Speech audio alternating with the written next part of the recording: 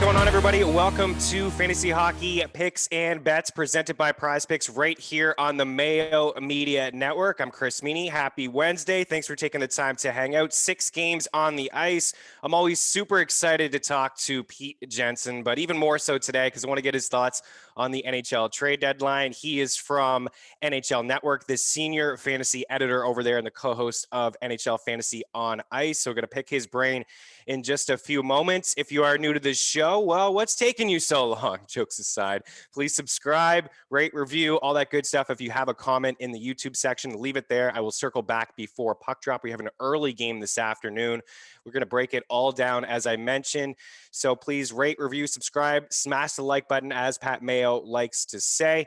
But it is time right now for the Prize Picks play of the day. So 6 games, lots of different avenues to go. Prize Picks, one of my favorite things about them is that you can mix and match across all the sports that you love, and they're all happening right now. But of course, a couple hockey plays for you. I'm going to start with Kyle Connor. No surprise. Hey, it worked out for us on Monday. He has the exact same matchup against the Ottawa Senators and the exact same prop total here at 3.6, his fantasy score.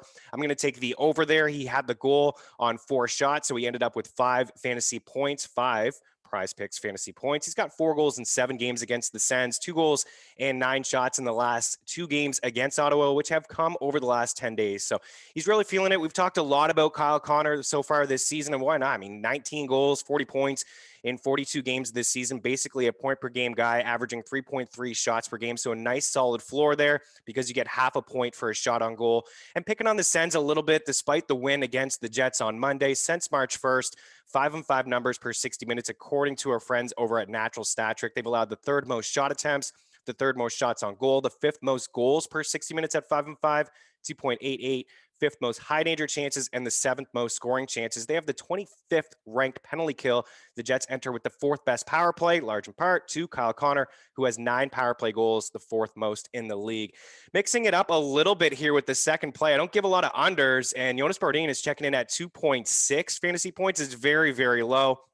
May have to sweat this one out. It is an early game, so I'll give you a 3rd one on the way out, but no points. Actually, he just got 2 points in his last 14 games, but that's what we need, right? No points. If he gets an assist, then we're really going to sweat it out because assist is 2 points, the shot half a point, as I mentioned, and a block half a point as well. But he hasn't had more than 1 shot only more than 1 shot rather in 2 of his last 11 games, more than 1 block in 3 of his last 9. And he's been under the 2.6 fantasy points in 6 of his past 8 games. So no points. Hopefully, he's off that power play. Sometimes he gets some power play time, but no points from Brodin and maybe just 1 shot or a couple blocks. So it's hard for me to root against players. Okay. That's why I pick overs. I like to see them succeed, but I am taking the under here, 2.6 on Brodin. If you want another, Max Pacioretty, 4.5 against the Kings. He scored a goal on 4 shots against LA on Monday. He's starting to heat up. We've talked about him, how he's a streaky goal scorer, 2 goals in his last 3 games, 16 shots in his past 4. Check out prizepicks.com. Follow the link in the description for the first deposit match of up to 100%. Let's bring in Pete Jensen at NHL Jensen, the senior fantasy editor at NHL Network, the co-host of NHL Fantasy on Ice. Pete, welcome, man. Thanks for taking the time. Great to be on with you, Chris. As always, I enjoy listening to your show and would encourage everybody else to check out NHL Fantasy on Ice. We dropped our trade deadline recap show. We'll be talking about a lot of the similar things. Of course, today we're reacting off of a couple of debuts, right? We have Taylor Hall debuting for the Bruins on their second line. And of course, Anthony Mantha, huge performance for him. So really excited to be here with you. And some changes of scenery can definitely spark some fantasy value around the league. Yeah, absolutely. Great debuts for definitely a solid debut for Mantha. I want to get your thoughts, and you're right. I want everybody to check out NHL Fantasy on Ice. If you're a big hockey fan, you're going to really enjoy that. It's an intelligent, fun show. Had the chance to be on it as well. Had an absolute blast. And you guys already broke everything down, but we had the debuts. Let's start with Mantha. I mean, he had a goal. He had a power play assist. He was playing on that second line with Nicholas Backstrom, TJ Yoshi. No disrespect to Dylan Larkin, but over the past couple of years, he hasn't played with a center like Backstrom. And I like Larkin, but the goal, the power play assist, the 6 shots, what do you make of him going forward? I know you've talked about him being a strong ad. His ownership over the past 24 hours, Pete, has went from roughly 16% to hovering around 50%. I think the rest of the way, I know Washington only plays a couple games next week, and that could put a wrench into people playing in the quarters, needing, 4 games out of a player for the week. But man, you got to like his outlook the rest of the way with the Capitals.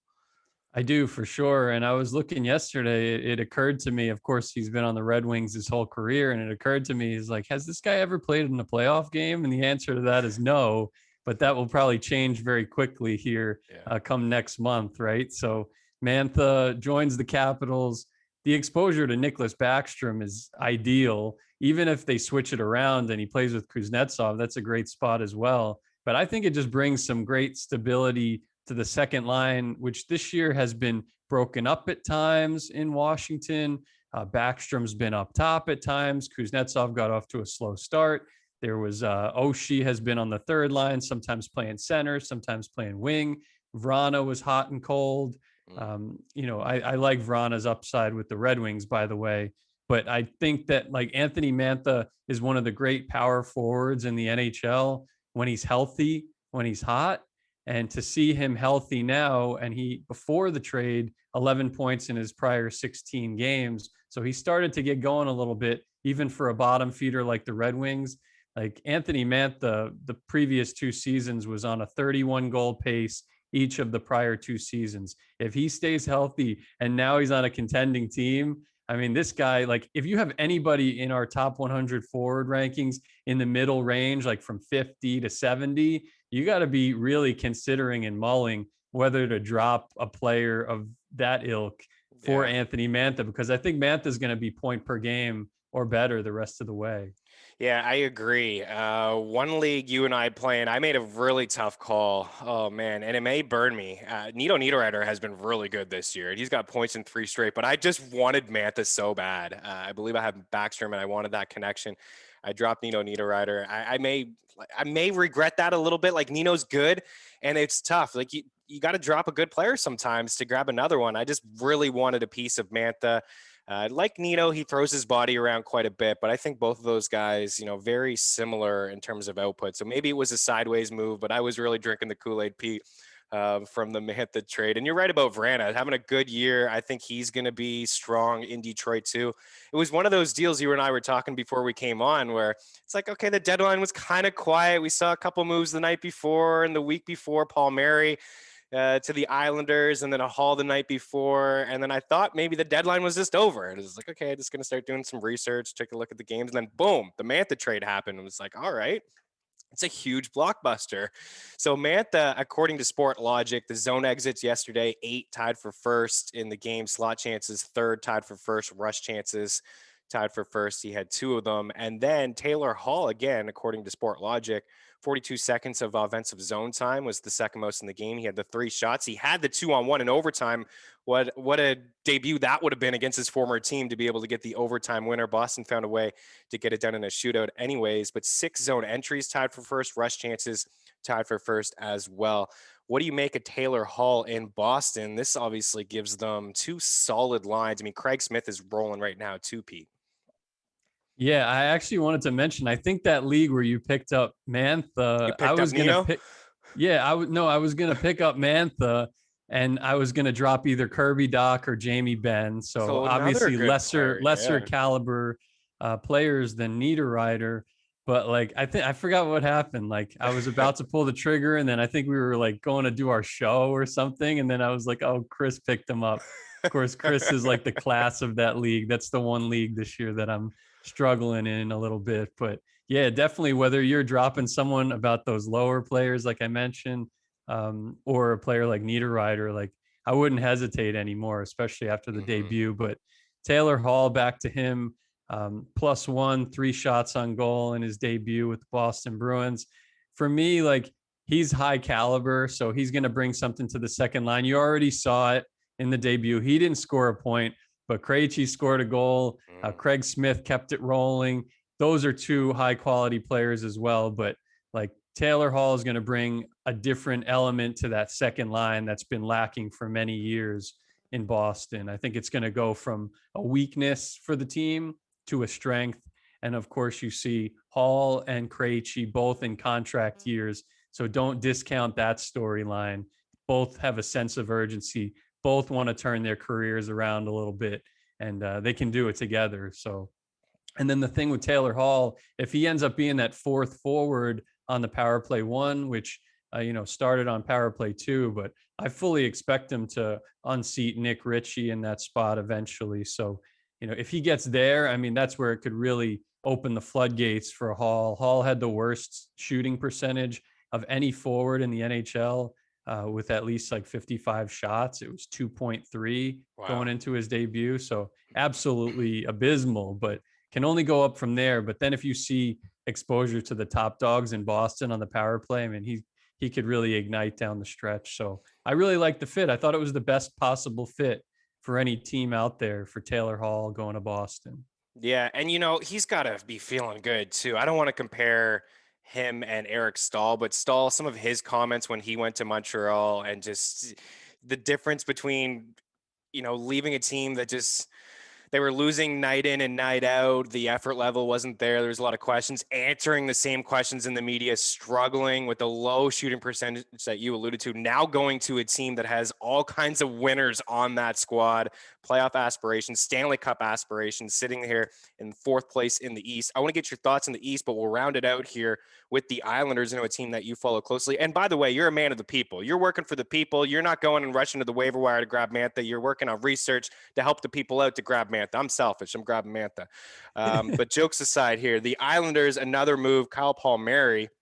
He picked up a goal the other day. I want to get your thoughts on the lines. I mean, I'm looking at the lines as of today, and I'm seeing Zajac up there with Barzell and Eberle, and then you got Kyle Palmieri with John Gabriel Pajot and Wallstrom. I mean, they got a lot of different pieces that they can move. I mean, Bailey and Nelson and Bolivia have been basically together for quite some time now, and that line's been pretty solid.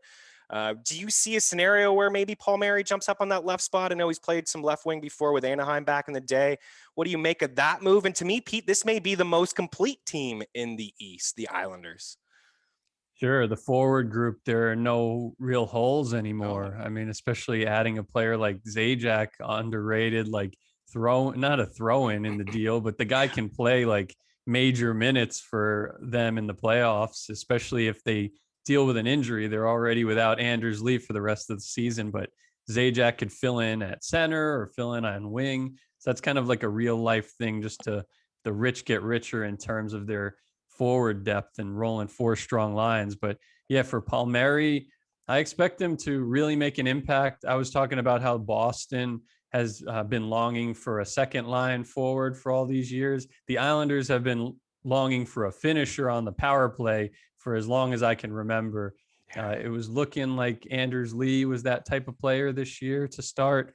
Unfortunately, he's done. So, Palmieri, I think, is something like 11th in power play goals since he joined the Devils in 2015-16. So he's up there with some of the heavyweights in that category.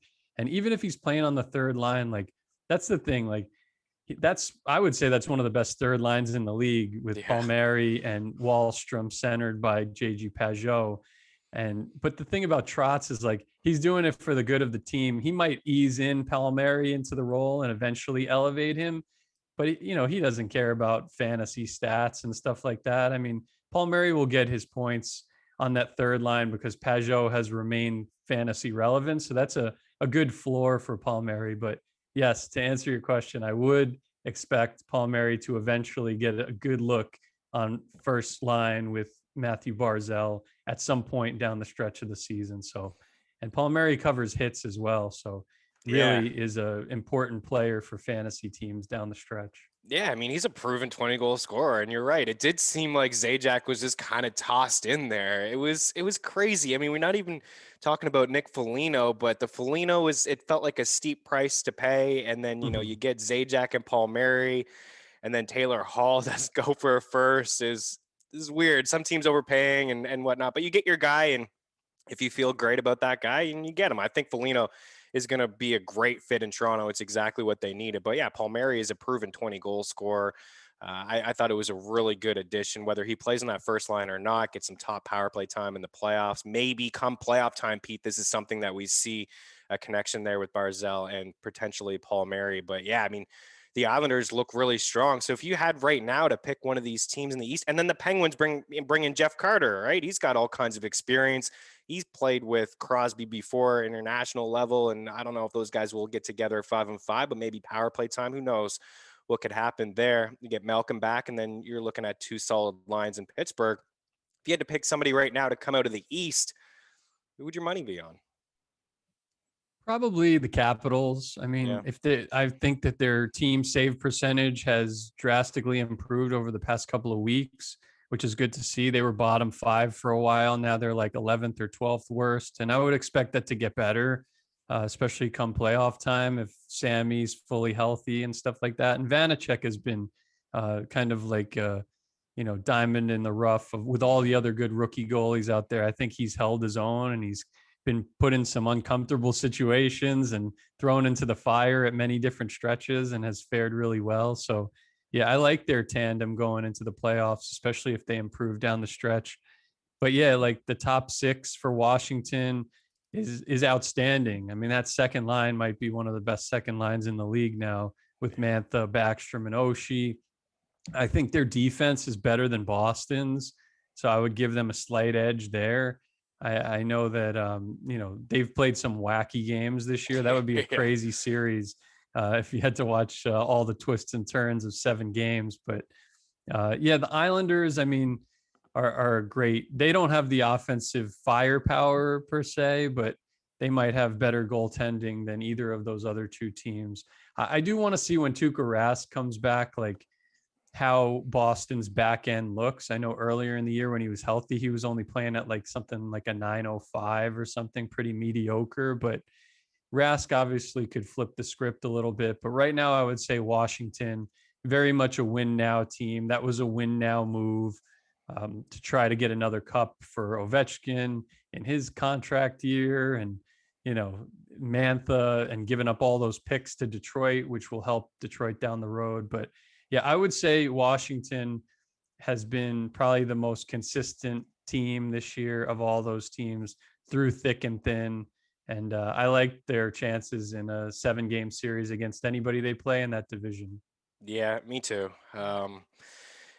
And what you said, I mean, they're scoring right now. They are absolutely feeling themselves, scoring some goals, and Mantha just, I love the addition. I absolutely love that addition. I think it's certainly what they needed.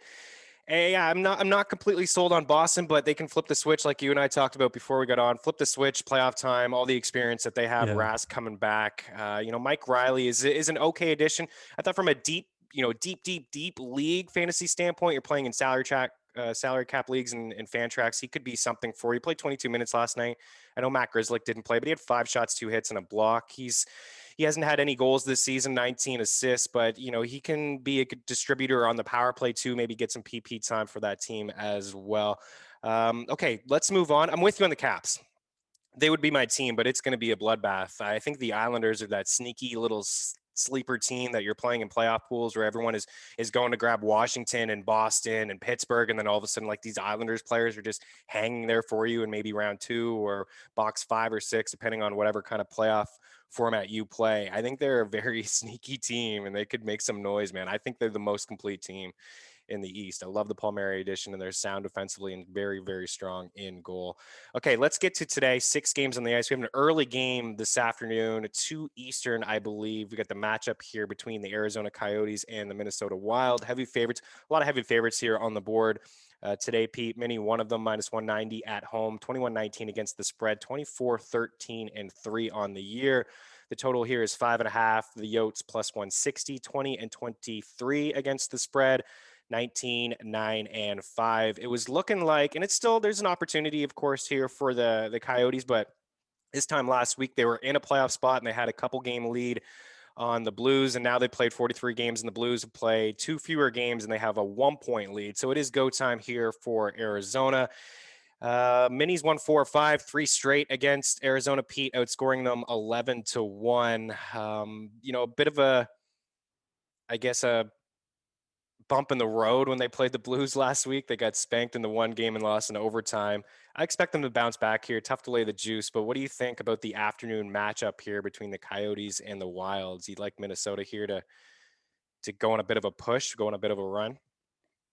I do. I'm a little concerned about a couple of things with Minnesota. Like even when they were so hot earlier in the year, like their PDO was high, and they've definitely come crashing down a little bit. That game was a big concern. With Minnesota, you got to look and see, is Kevin Fiala playing? Yeah, he was banged up their last game, and then the next game got postponed and rescheduled. So I think he was going to be a game time decision for that. So maybe a couple more days of rest will get him in the lineup.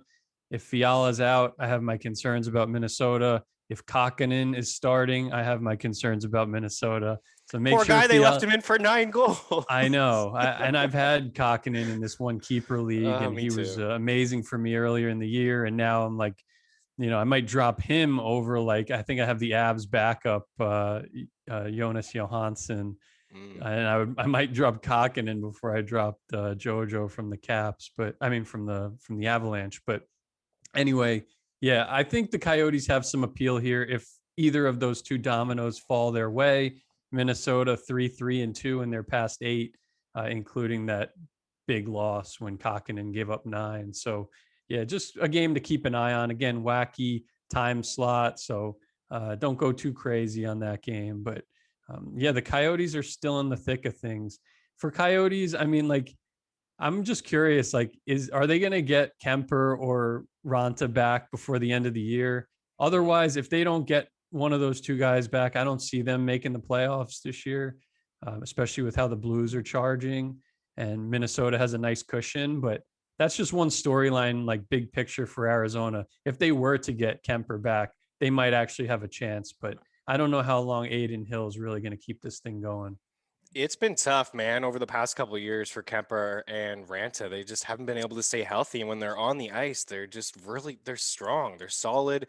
They're sound. The save percentage has been there. Ranta a couple years ago was awesome. And then Kemper, the year after that, was fantastic. He was one of the better goalies in fantasy, as you know. It's just, yeah, it's been tough for those guys. I agree with you. I'd probably just stay away afternoon game. I mean, it's nice to have an afternoon game, sit back and watch some hockey. If I had a lean, it would be with the under. I don't want to kind of lay that juice with Meaney. It does sound like Fiala will play, but keep an eye on that. He was just a random late scratch the other day. I know a lot of people were upset about that from a DFS standpoint, didn't get him out of the lineup in a season-long standpoint, but it does sound like he will play. Again, we'll probably get some news pretty soon. If he does play, Pete, I like him as shot prop. You can use our free prop shop tool and parlay calculator over at ftmbets.com to get the best possible odds. William Hill has Fiala 2.5 shots at -141. He's cleared 2.5 shots in six straight games, and he's got 23 shots over his last 4 games. So he's really shooting the puck quite a bit. I know he's been a frustrating player to own this season in fantasy, but maybe cooking at the right time for you. Montreal and Calgary in here next. The Habs home favorites -157, 19 and 20, 18, 12 and 9 on the season. The total here is 6. Calgary won last night in overtime. Johnny Gaudreau, overtime goal, nice little goal against his former goalie, Dave Riddick, +135 tonight. The Flames 18 and 24 against the spread, 18-21. This is obviously a very big game for both of these teams. The Canadians holding down the last spot in the North Division. They got 45 points in 39 games played, and the Flames have 45 points for the Habs and 39 points for the Flames. So Calgary 6 back, and they played 3 more games. So this obviously is very huge. This is the first of 5 meetings between these two teams, Pete, over the next 12 days. You and I were talking about all the matchups, playing each other a lot, but we may get some kind of playoff style hockey down the stretch here with teams battling. And I think this is going to be one of those games, a huge game for both teams. What do you make of the Flames? Because they're a tough team to figure out. I feel like, okay, Sutter has them going now, and then they lay an egg and they look awful again. But now this is 2 straight wins, and they don't give up a lot offensively. The Leafs struggled last night to find any offense in that game, and I expect it to kind of carry over here tonight against the Canadiens. I do like the recent wrinkle of seeing Gaudreau and Tkachuk on the same line. That's something we haven't really seen much of at all, other than the power play one, through all the different coaches that they've had in recent years. But I like that. I mean, that could get both players going. I got Tkachuk in one league. I mean, obviously very high floor, but you'd like to see more offensively down the stretch. Good response from them. I mean, they were pretty much buried. We were talking about them, maybe being in the mix for a lottery pick last week, but a couple of nice wins. I was pretty shocked that game against Edmonton, and then, to beat the Leafs in overtime, even with Toronto on second of a back-to-back. Calgary has a pulse again. It's good to see. This is a must-win game. They probably need to win like something like 4 of the 5 games, if you were saying they're playing 5 more times, right, against Montreal to make up that ground. Can they do it? Probably not, but it all starts today. This is the urgency is here. You won't see this much urgency facing a team at this time of year as you'll see it facing the Flames here. So we'll see if they're up to the task.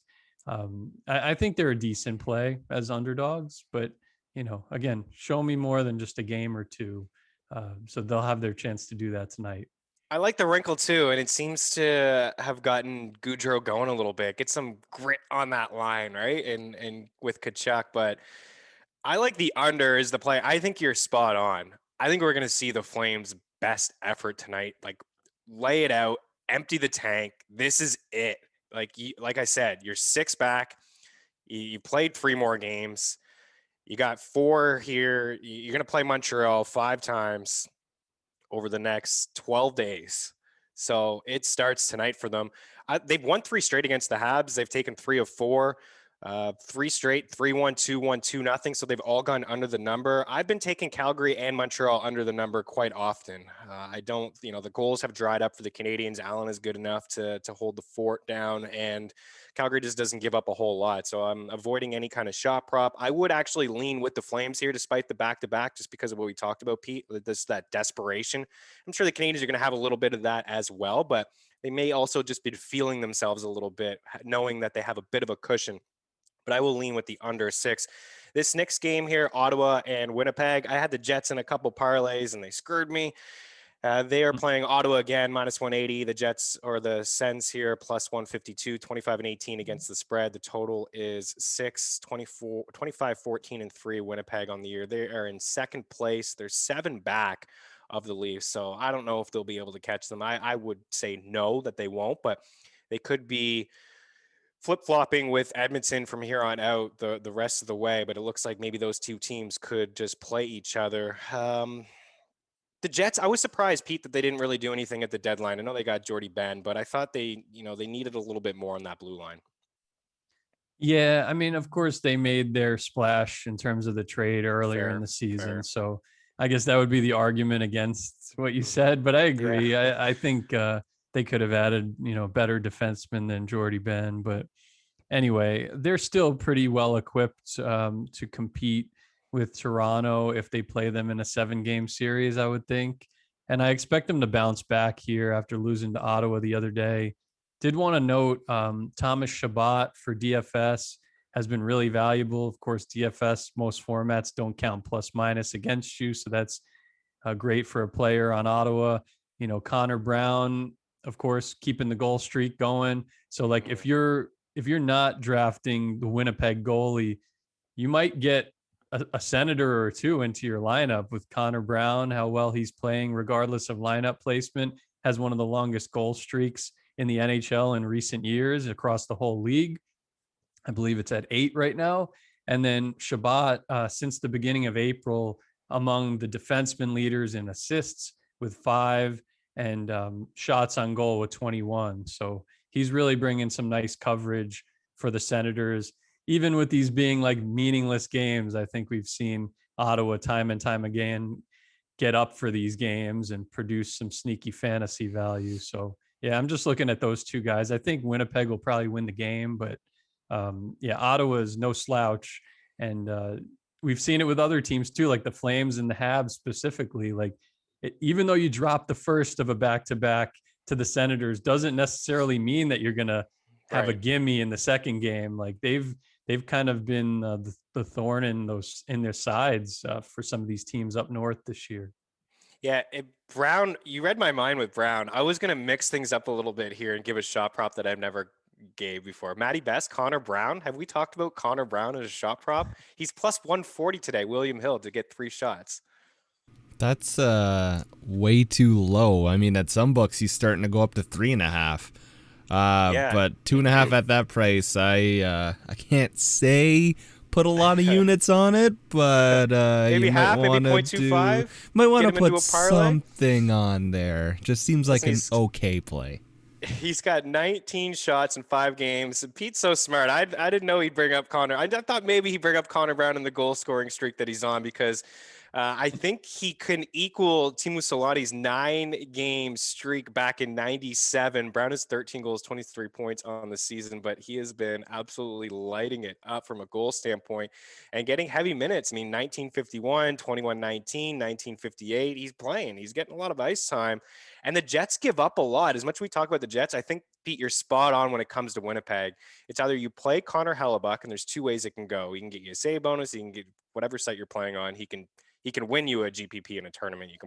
But in cash, it's always nerve-wracking because the Jets give up so much. And sometimes I've played them and it's been, oh man, 3 or 4 goals in the back of the net before halfway through the game. And is it even on Connor Hellebuck? No, I mean, the Jets give up a lot of high-quality chances at 5-on-5. So I do think he is the poster boy in net for GPP and tournaments when it comes to DFS. But I was going to take a shot here on Connor Brown at plus 140, 2.5 shots. I'm gonna do it myself. It's not my favorite. Matt's probably right. Maybe you don't put a full unit on it. Maybe you just get it involved in some parlays, a long shot parlay there. But Kyle Connor is like minus 180. It's tough to get involved with Kyle Connor now. Even at William Hill, I'm seeing the best price at minus 180 for Kyle Connor. Do I think he's going to get 3 shots? Yeah, probably, but it's a very steep price to pay. I'm with you, Pete. I think the Jets win, but also a very steep price to pay as well. And we just saw the loss just the other day on Monday. So we can move on from that game, but Connor Brown, Pete's on him. I'm on him. Let's do it. Let's ride together here with Connor Brown. Hopefully he gets a goal. I'd like to see him equal that streak from Solani. Next game in here, Colorado and the Blues. The Blues home dogs here, plus 155. Colorado minus 182, 19-23 against the spread, 13-28 against the spread. Pete, we've been talking so much about the Blues. Last Friday, Cam and I were on this show and we were just scratching our heads about the Blues. We were back and forth in the Wild game, and then I think we'd leaned with the Wild, and it wasn't even close. St. Louis crushed them. They've taken 2 straight against Meaney. This is a huge game here against Colorado. The Avs have taken 3 of 4 against the Blues, 3 straight. The first game of the season, it was a St. Louis win, and then they just got spanked the very next night. I think it was 8-0.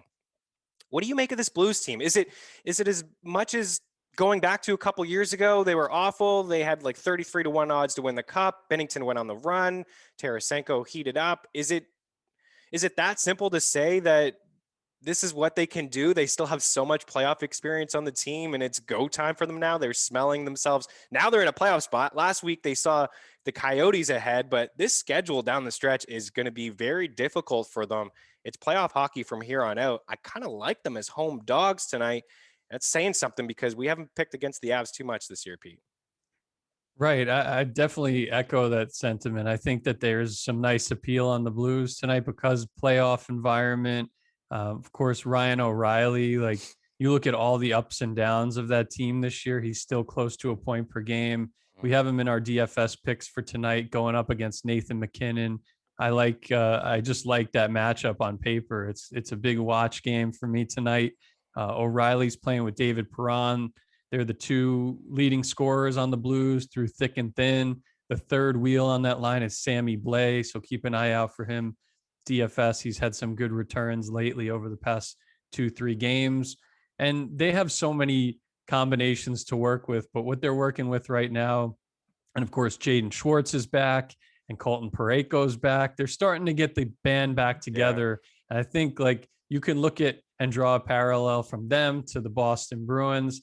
Obviously, they kind of swapped defensemen. They got Krug now, took them away from the Bruins, but those are 2 teams that led their respective conferences last year in the standings in the regular season. And I think both of those teams come playoff time down the stretch, especially if they have to fight off, if the Bruins have to fight off the Rangers for a playoff spot and the Blues have to fight off maybe the Coyotes. I think the Sharks are pretty much done at this point, but like they might have to still sweat a little bit. And even with a tough schedule, I still like the Blues to win some big games down the stretch. And just like when it only takes 3 games, right, for them to go on a 3-game winning streak. And then all of a sudden you're looking at their top 6 again as very, very dangerous and one of the most complete in the entire league. So I know Colorado's the best team in the league, no slouch, of course, and you can never just overlook them, but it's really good value for the Blues for sure tonight in a winnable spot. Yeah, I agree. At home here, and yeah, the 9-1 win. All of a sudden, they've won 3 straight. They beat Vegas 3-1. Bennington was really, really strong in that game. I think he made 50 saves. Then the 9-1 win, 3-2 overtime. Great call, Ryan O'Reilly. You're right, getting some guys back here. You just look at this team on paper, and I think that's what was so frustrating with St. Louis. Like, and especially from a betting standpoint, Cam was talking about how St. Louis was just giving them the blues all year, picking them to win, and then they'd lose, picking against them, and then they'd win, and just trying to find that identity. And I thought maybe they were just going through the motions, and then I was like, okay, maybe they're just trying to adjust without life from Pietrangelo. And now it's like, okay, there's less than a month left in the season and you're not in no playoff spot, right? It's probably, and then you see it from the leaders, right? Like O'Reilly, you mentioned, and then all the other guys on that team, like Tarasenko and Perron, and then some of the kids. Rob Thomas is playing, and now he's back in the lineup and he's healthy, getting regular minutes. Yeah, it's huge. And Binnington obviously is the key for that team. He needs to be close to the goalie that he was when they went on that cup run. And he has looked like that over the past couple games. I'm going to take them in an upset here. I like St. Louis. They played Colorado tough earlier in the month. It was the 2 games back to back in Colorado. They lost 3-2 and 2-1, but they played both of those. They were in both of those games. Very tough, and they got strong goaltending as well. So obviously, like, this isn't going to be, we'll recap at the very end, but like, I don't mind putting St. Louis into a parlay with like, as we move on to Vegas and LA, maybe you put a Vegas on the puck line. All of a sudden you got some pretty decent odds, Blues and Vegas on the puck line as a 2-game parlay. LA here, home dogs plus 160, 25 and 16 against the spread, 16, 19 and 6. The Kings just traded Carter. And for Vegas, they're heavy road dogs here at minus 186, 18 and 23. The LA's played them tough this year. Give them some credit. They have a couple wins against them, but Vegas has won 5 of 7. They beat them 4-2 on Monday. I thought they controlled the play for the most part. I mentioned Pacioretty off at the top of the show. Pete, this, a very streaky goal scorer. He went through a bit of a slump where he wasn't shooting and he wasn't scoring. He was off the first power play. Now he's back on, and he's starting to play with a bit of confidence again. He's got goals in 2 of his last 3 games. A nice snipe the other night on the power play. I love watching Vegas and Mark Stone play. Like, when you watch Stone and they score a goal, whether it's Stone or somebody else, that guy gets so excited. He gets me excited. I don't know if there's a guy in the NHL besides Ovechkin that gets as amped when his team scores a goal as Mark Stone. I like this Vegas team. Touch on them tonight against the Kings and the future potential matchup. I know we just talked about the Blues. I mean, how fun would it be to see Vegas and Colorado in the playoffs? Yeah, and I don't think that either Vegas or Colorado really wants to have to deal with the Blues in the first round because you might see the team that doesn't have to play the Blues in the first round. That's right. Have a little bit, not an easier road because it would be tough to play the Wild, but like you could see that Blues series against whoever they play really take a physical toll on that other team. So that's something to watch out for going into the playoffs. As much as you might like the Avs to win the cup or the Knights to win the cup, like maybe the team to put something on would be the team that avoids the Blues in the first round. So we'll see there. Definitely wanted to mention Robin Lehner since coming back from his concussion, 6-0-1 with a really strong save percentage, .931. So I couldn't help but remember when people were early in the season when Lehner was day to day for a couple of weeks, and people were saying, "Oh, I'm done with Lehner. I'm dropping him. I'm considering." And I was just like, I feel like I answered every one of those questions. Like, just keep Lehner, whether you have Fleury or not. Just keep Lehner. And like, I'm glad that I stuck to my instincts with that one because he's definitely delivering and making it more of the timeshare we expected it to be. I mean, if you invested in that tandem at the beginning of the season, you're good to go. I did it in one league and I'm doing really well. I'm like second place. And it's just been as good as advertised, even though Lehner has missed time because Fleury, of course, was like an MVP candidate. So yeah, I like, I definitely like the Knights either way. especially with the Kings going into a little bit of a sell mode. I know Brian Burke was talking about how about a month ago when the Kings were playing a little bit better, I guess Carter was a little bit more reluctant to approve a trade. And then now, of course, things have changed in LA. But yeah, I'm big on the Knights the rest of the way.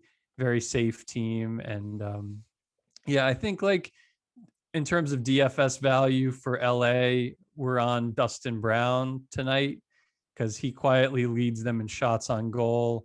I guess now that Carter's out of the mix, Carter led them prior to the trade. Now it's Brown atop their shots on goal leaderboard. And he's had some big games lately as well. So, yeah, keep an eye on Dustin Brown. But I just don't trust the Kings goaltending, whether it's Peterson or Jonathan Quick. I know Peterson's been pretty solid through thick and thin this year, but obviously would lean on the side of Vegas from the goaltending standpoint. Yeah, I remember jumping on. Excuse me. I remember jumping on the show with you, and you were talking about Leonard. You guys were bringing up Leonard, and it felt like I was maybe a little sour on him. I was like, I like it. If you're in a pinch, do you hold on? But yeah, kudos, man, because if you have him right now, and if you have that duo, you're gonna be tough to beat in the fantasy hockey playoffs. Like I was doing the rest of the season rankings. They're free over at ftnfantasy.com. The playoff schedule, the guide, who plays the most and throughout the playoffs and the goalie rankings. I have both of them in the top 10. Like it's just a duo that if they're playing, I can't see them getting lit up often, and they're going to give you solid numbers across the board with W's for the most part. Yeah, Vegas looks strong. I'd lean to the under most times. I think we had the under on Monday, Maddie. You can recap at the end, but we didn't get it. It was a late goal. Some spots 6, but 5.5, I wouldn't go there, but I think you can include Vegas in the parlays. Marchessault's been the guy for me, Pete, the shot props. I know I've been talking about Pacioretty, but Marchessault has cleared 2.5 shots in 7 of his past 8 games, and he's been doing it pretty easily. He had 4 shots the other night. He's got a couple with 7 and 8 and 5, so he's been shooting quite often. I like him. The final game before we get you out of here, the Sharks and the Ducks. We were laughing about the Sharks being heavy favorites. On Monday, we chatted about them being minus 190 favorites. I was like, okay, I guess they're playing a little bit better, but they got crushed by Anaheim in that game, and they've lost 2 straight to Anaheim in the past week, outscored 9-1. They have won 4 of 6 against the Ducks this season, but yeah, it was looking like maybe they were going to go on a bit of a run, Pete. Like, I don't know about making the playoffs, but it looked like there was at least going to be a chance. And they're sitting here just 4 points back, but it's hard to back them, and especially at this price. The one guy I will throw out there is another one we've been riding quite often is Timo Meier.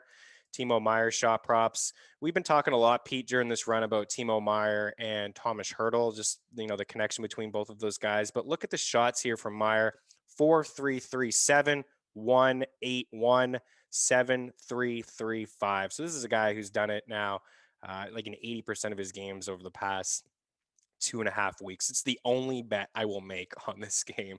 If the Ducks win, the Ducks win, but I can't put my money on them. What do you make of the Sharks? I mean, it looked like it looked like they were maybe going to go on a run, Pete, but I don't know. I don't have a ton of confidence in them right now. Well, if they want to stay in the mix, they pretty much have to win this game. And, I think they've kind of blown the opportunity of that stretch with all the games against LA, and they've taken care of LA pretty well, but yeah, consecutive losses against the Ducks, who they also lost to earlier in the year. I mean, this is the stretch for the Sharks to remain in contention before they have to play, Vegas and Colorado again. They haven't won a game against Vegas this season. So, you got to take advantage of these games. They haven't done so. I know Hertl got a little banged up the last game. Seems like he's probably good to go. They said it wasn't that serious, but just something to keep an eye on as it pertains to Meier as well, who's a very high floor guy, like you said, for fantasy. Even when he's not scoring, he's like on the cusp of the top 100 forward rankings.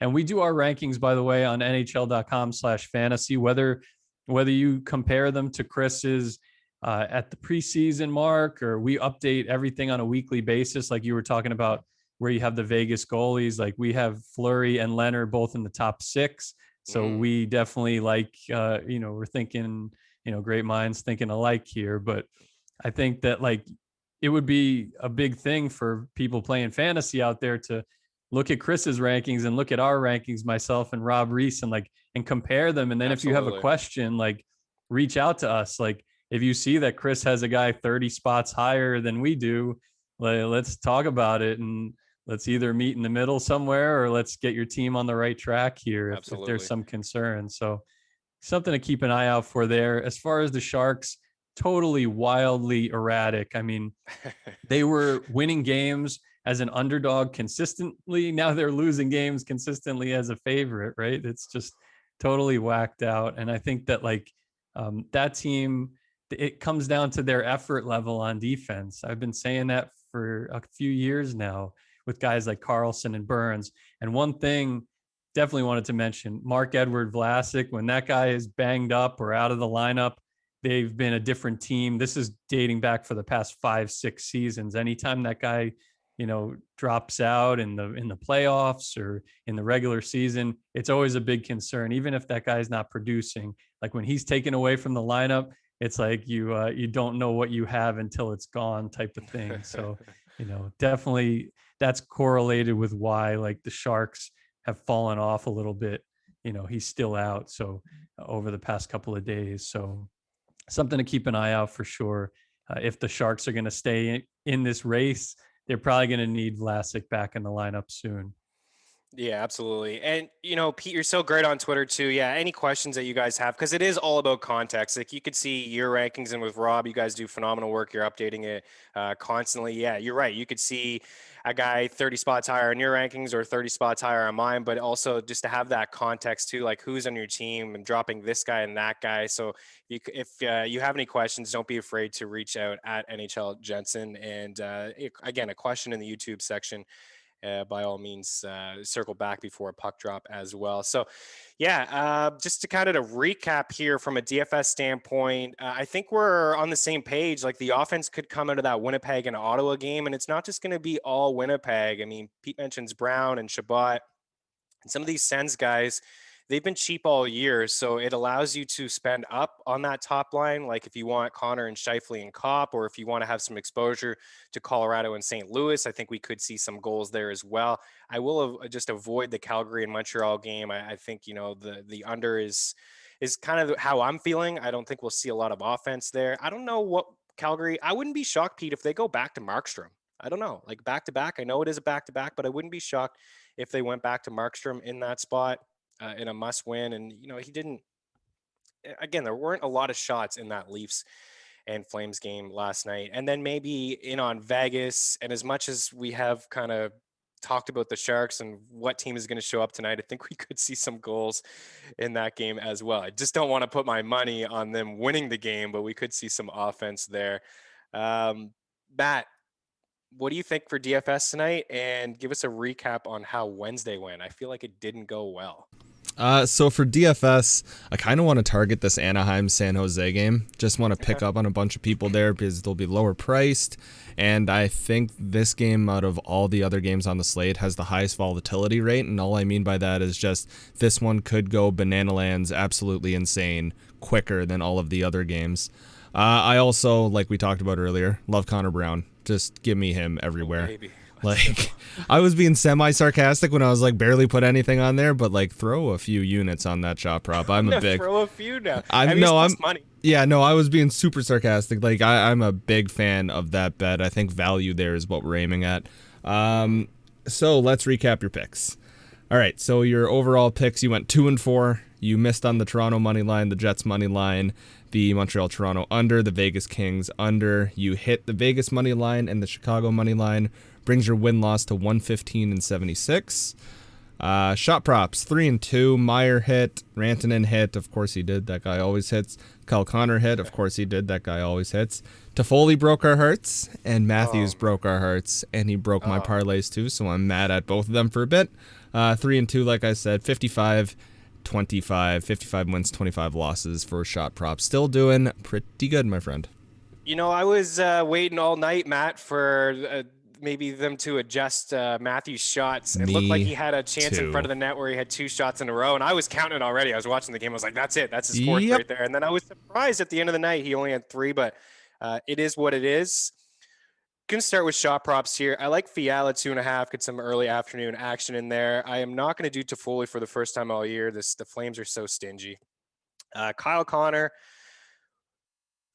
Fiala, Connor Brown. Let's go with Connor Brown. Rantanen, Marchessault, and Timo Meier in there. So those are a few shot props. I like Minnesota and the under, but I like the under a lot more there. But Minnesota and the under. Montreal and Calgary under 6. Winnipeg, Vegas, and St. Louis. Pete, any final words from you, man? Tee up the podcast. You guys are doing some great work, and yeah, take it away, man. Yeah, we'll be back with everybody again on Friday. We did the deadline recap, which was a Monday late afternoon thing. So just letting that one breathe for a couple of days because it has so much staying power. And yeah, this season's a grind, man, especially with the condensed schedule. Me and Chris were talking about it earlier. So yeah, appreciate everybody that listens to NHL Fantasy on Ice. Also check out, I did a deadline recap on NHL Network yesterday. You could find that on the Fantasy Instagram, NHL Fantasy Instagram, Twitter, and Facebook, and reach out with your questions anytime, and do the same for Chris, and we'll steer the ship in the right direction, right? Absolutely. Yeah. It's soon, man. It'll be playoff time. We'll be talking about the same matchups again just for a little bit. But yeah, give Pete a follow at NHL Jensen, the senior fantasy editor. Always appreciate Pete's time. I know he's super busy. The podcast is absolutely awesome. Follow them on IG. Lots of great content there as well at NHL Fantasy, at NHL Network. Those are the Twitter handles to follow. And then, of course, NHL Fantasy on Ice. Subscribe to that podcast. Lots of great information there. On the way out, I wanted to give these no points. We went 2 for 3 on Monday. Same guys, going back to the same guys. Jonathan Drouin burned us. He picked up a point, but minus 139, no points. Christian Dvorak, minus 150, no points. Drew Doughty, minus 118, 0 points. Any questions, hit us up at Chris Meaney, at NHL Jensen. Shout out to Maddie Best. Thank you as always. Good luck tonight. We'll be back on Friday. Cheers.